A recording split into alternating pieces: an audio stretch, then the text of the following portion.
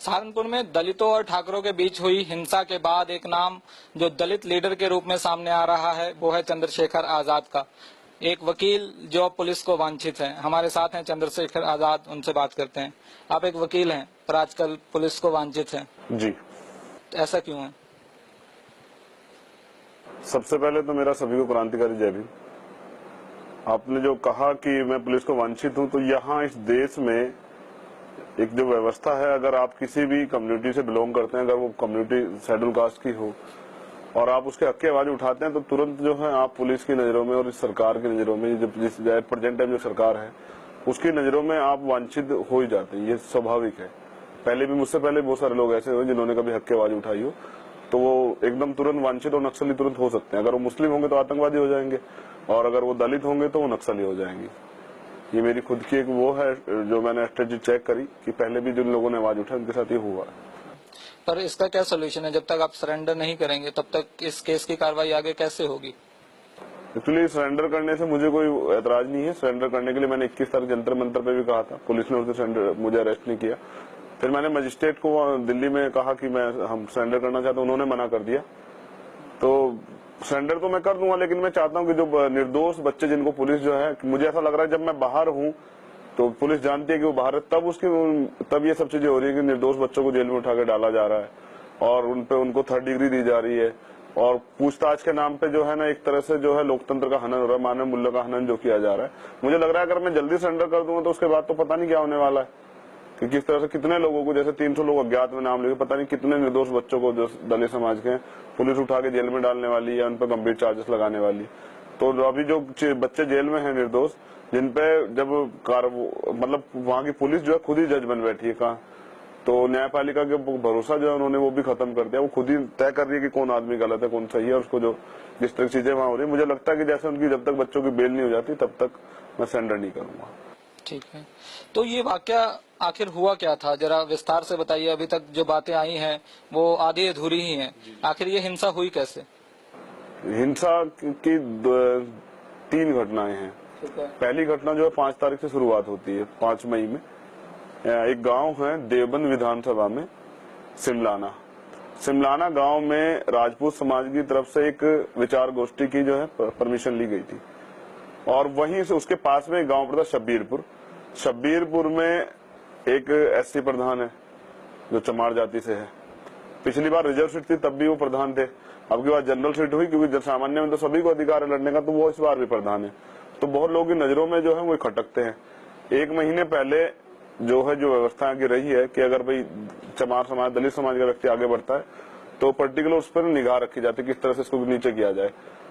तो जैसे 1 महीने पहले बाबा साहब के जन्मदिन के समय पे अपने ही रविदास मंदिर में, जो हमारे धर्मगुरु हैं, उनके मंदिर में एक चबूतरा बना के प्रशासन अनुमति ली गई कि हम अपने बाबा साहब की जो विश्व रत्न है, पूरे वर्ल्ड के लोग उन्हें जानते हैं, जिनकी वजह से आज ये देश चलता है, कि उनका जो है हम लोग स्टैचू लगाना चाहते हैं। तो वहां के शब्बीरपुर गांव के जो राजपूत कम्युनिटी के लोग हैं उन्होंने इस पे ऐतराज किया और वो स्टैचू नहीं लगा, जबकि ये कोई किसी तरह से कहीं संविधान में या किसी कानून में इस तरह का प्रावधान है ही नहीं कि आप अपनी जगह पे अपने किसी महापुरुष का स्टैचू नहीं लगा सकते, उसके लिए परमिशन लेनी पड़ेगी। लेकिन वहां के शेड्यूल कास्ट के लोग, जो दलित समाज के लोग हैं, वो इतने संविधान के पालन करते कि जब पुलिस प्रशासन ने मना कर दिया तो उन्होंने इस चीज को स्वीकार कर लिया। अब जिस दिन ये घटना हुई है 5 तारीख को, तो सुबह 10 बजे के लगभग कुछ ठाकुर जाति के लोग वहां जाते हैं लड़के, और वर्तमान प्रधान को ये कहते हैं कि आज यहाँ से शोभा यात्रा निकल के जाएगी, जो बीच में आएगा उसको गोली लगेगी। तो जब ये चीजें होती है तो हमारी तरफ से जो प्रधान है वो तुरंत जो है एसडीएम साहब को फोन करके इसकी सूचना देता है कि एसडीएम साहब ऐसे ऐसे कुछ लोग आए और ये कह रहे हैं और ये गलत है और इससे तो विवाद हो जाएगा, आप लोग जो है इसमें कार्रवाई करें। वो धमकी देके गए हैं। तो एसडीएम साहब वहां बड़गांव थाना इंचार्ज को भेजते हैं, और जैसे ये बात राजपूत कम्युनिटी के लोगों को पता लगती है कि वहां दलित समाज के लोगों ने ऐतराज किया शोभा यात्रा पे, तो वहां एक पर्टिकुलर आदमी, तो आज मैं आपको ऐसी सच्चाई बता रहा हूं जिस सच्चाई को जो पूरा देश सुनेगा तो पता लग जाएगा कि वास्तविकता में कहां से क्या चल रहा है।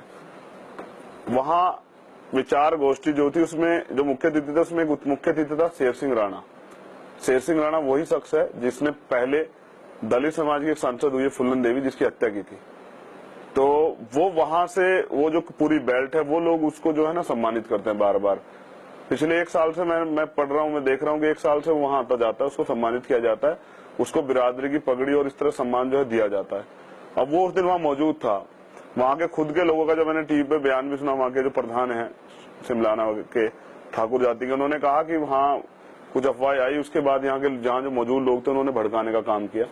तो शेर सिंह राणा ने जो है वो की कि भाई वो दलित इतने सर उठाने लगे, आज उनका इलाज कर देते हैं।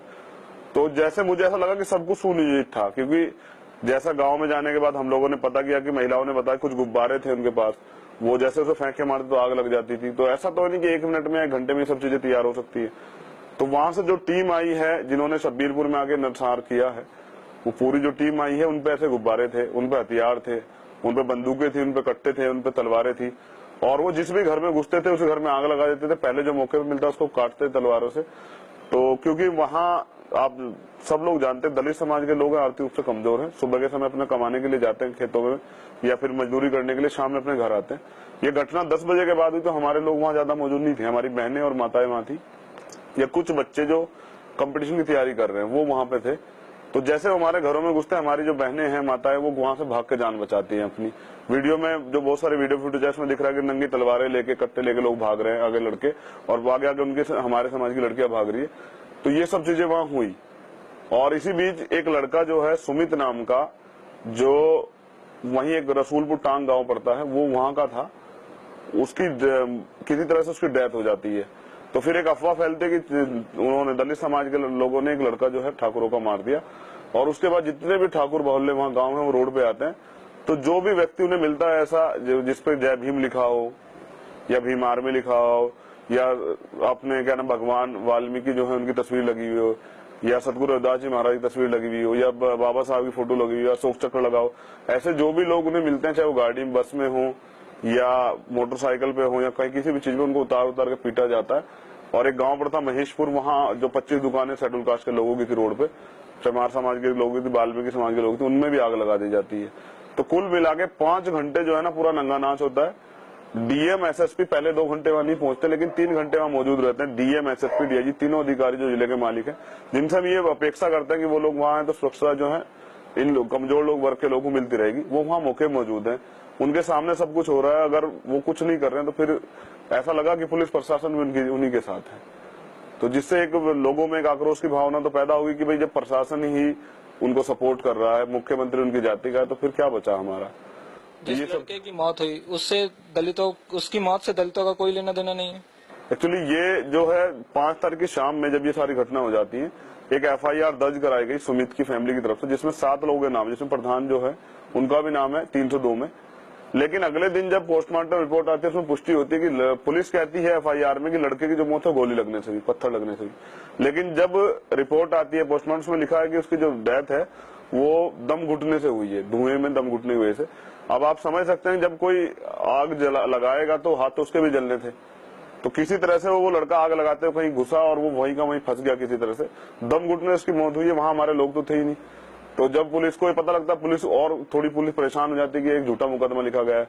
मैंने भी इसकी कंप्लेन की थी एसएसपी से, मैंने पूछा कि आप मुझे बताएं 6 तारीख में कि आपने ऐसा क्यों किया है, तो उन्होंने कहा इसकी जांच चल रही है। मैंने जांच, आपने बिना उसके मुकदमा करके हमारे लोगों को काटा गया, हमारी बहनों के साथ जो है अमानवीय व्यवहार हुआ, हमारे घर जला देगा, हमारी दुकानें जला देगा, हमारा जो सामान था घर में रखा वो सब चला देगा, और उल्टा हमारे 7 लोगों को 302 में जेल भेज देगा। ये कहाँ का वो है न्याय। तो इसके बाद जो है प्रशासन ने अपनी गलती फील की, लेकिन गलती फील करने का मतलब ये था कि जो अपराधी थे जिन्होंने ये नंगा नाच किया 2,500-3 हजार लोग, उन पर कार्रवाई नहीं हुई। हमारी तरफ से झूठे मुकदमे में 7 लोग जेल भेज दे, लेकिन उनकी तरफ से 10 लोगों को सिर्फ पुलिस ने सरकार के दबाव में उठाया, क्योंकि सरकार जो है वो एंटी दलित है वहाँ। अभी भीम आर्मी के कितने मेंबर है और कहाँ कहाँ है स्टेट, किन किन स्टेटों में? और अगर मैं बात अभी की करूं तो अभी तो पूरे वर्ल्ड में भीम आर्मी के मेंबर हैं, जो लोग भीम आर्मी कार्यशैली से प्रभावित होकर भीम आर्मी के साथ हैं, जो सपोर्ट कर रहे हैं। और वैसे हम लोग 7 प्रदेशों में जो है रेगुलेटरी में काम करते हैं, जैसे अपना राजस्थान है, पंजाब है, हरियाणा है, चंडीगढ़ है, यूपी है, उत्तराखंड है, दिल्ली है, और अपना महाराष्ट्र में हम लोग पर्टिकुलरली जा जाके काम करते हैं। तो अभी तो जहां तक मैं मानता हूं जिस तरह का सपोर्ट जो है भीम आर्मी को मिल रहा है, पूरे वर्ल्ड से सपोर्ट मिल रहा है भीम आर्मी को, क्योंकि अगर कोई गलत चीज होती तो कोई सपोर्ट नहीं करता, सब लोग विरोध में जाते। तो अभी तो सपोर्ट के हिसाब से लग रहा है कि भीम आर्मी सही काम करे, लेकिन लोग भी समझते हैं, ऐसा नहीं है कि लोग बेवकूफ हैं, लोग भी समझते हैं कि क्या गलत है और क्या सही है। तो दलितों का उत्थान होगा कैसे? अभी लोग आपको एक दलित लीडर के रूप में देखने लगे हैं, तो आपको क्या लगता है, आपकी सोच क्या है कि दलितों का उत्थान भारत में कैसे होगा? देखिए, मैं ये मानता हूं कि एक तो चेंज हम लोगों को करना पड़ेगा कि हमें संविधान को जो है अपना धार्मिक ग्रंथ बनाना पड़ेगा, क्योंकि ये देश संविधान चलता है। अगर हमारे लोग अपने कानूनी अधिकार और संवैधानिक अधिकार जान जाएंगे तो वो उनको लेना भी सीख जाएंगे। जब तक वो जो है सिर्फ एक एजुकेशन का जो बेस है कि BA MA करना है या LLB करना है, सब तक वहां तक सीमित है, तब तक नहीं चलेगा। उन्हें जो है ना अपनी इच्छाओं को बढ़ाना पड़ेगा और एक जो पर्टिकुलर जो है मुख्य धारा है विकास की, उसमें जुड़ना पड़ेगा। उसके लिए उन्हें जो है बिजनेस भी करने पड़ेंगे। भीम आर्मी के माध्यम से हम लोग बहुत सारी चीजें करते हैं जो मैं आपके सामने बताना भी चाहूँ। तो जैसे हम लोग जो है रोजगार की तरफ भी अपने लोगों को प्रभावित करते हैं। दूसरा, हम लोग जो है कंपटीशन के लिए भी तैयारी करवाते हैं। दूसरा, हम ये कहते हैं अपने लोगों से कि आप जो है अपने लोगों को थोड़ा सा बढ़ावा भी दीजिए कि उनका रोजगार अगर कर रहे तो उनके पास एक सामान कीजिए, जिससे कि जो ना आर्थिक रूप से सशक्त हो।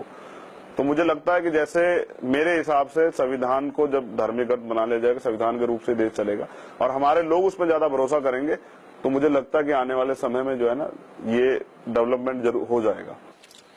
ये तो चंद्रशेखर आजाद, इनका कहना है कि यूपी पुलिस ने दलितों के जो 37 स्टूडेंट्स को गिरफ्तार किया है, जब तक उन्हें छोड़ा नहीं जाता तब तक ये सरेंडर नहीं करेंगे और इन्हें यूपी पुलिस पर भरोसा नहीं है कि अगर ये सरेंडर करते हैं तो इन्हें इंसाफ मिलेगा। कैमरा पर्सन समित धीमान के साथ इमरान खान, ABP न्यूज।